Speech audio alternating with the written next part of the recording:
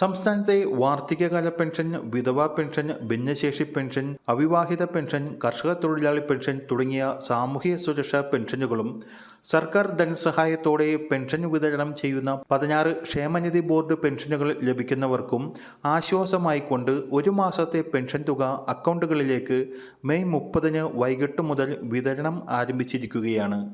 നേരത്തെ മെയ് 29 വിതരണം ആരംഭിക്കുമെന്ന് പറഞ്ഞിരുന്നുവെങ്കിലും റിസർവ് ബാങ്ക് വഴി 3500 കോടി രൂപ കടപ്പത്ര ലേലത്തിലൂടെ കടമെടുത്ത തുക എത്തുവാൻ വൈകിയതാണ് പെൻഷൻ വിതരണം ഒരു ദിവസം വൈകിച്ചത്.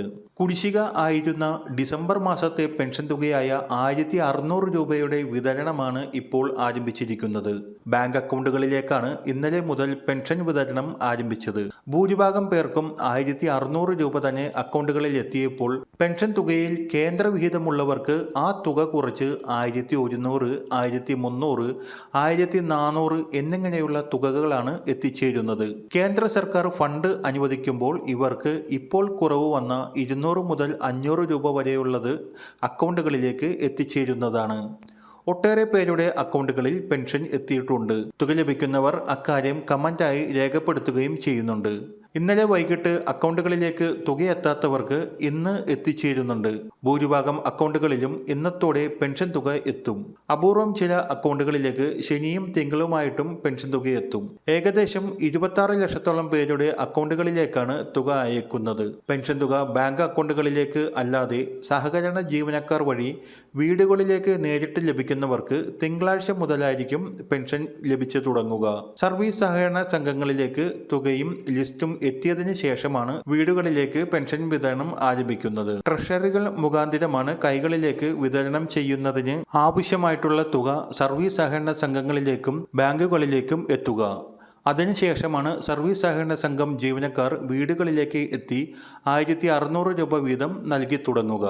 സാമൂഹ്യ സുരക്ഷാ പെൻഷനുകൾക്കൊപ്പം സർക്കാരിൻ്റെ സാമ്പത്തിക സഹായത്താൽ ക്ഷേമനിധി ബോർഡ് പെൻഷനുകൾ നൽകുന്ന 16 ക്ഷേമനിധി ബോർഡുകളുടെ ഡിസംബർ മാസത്തെ പെൻഷനും ഇതോടൊപ്പം വിതരണം ആരംഭിക്കുന്നുണ്ട്.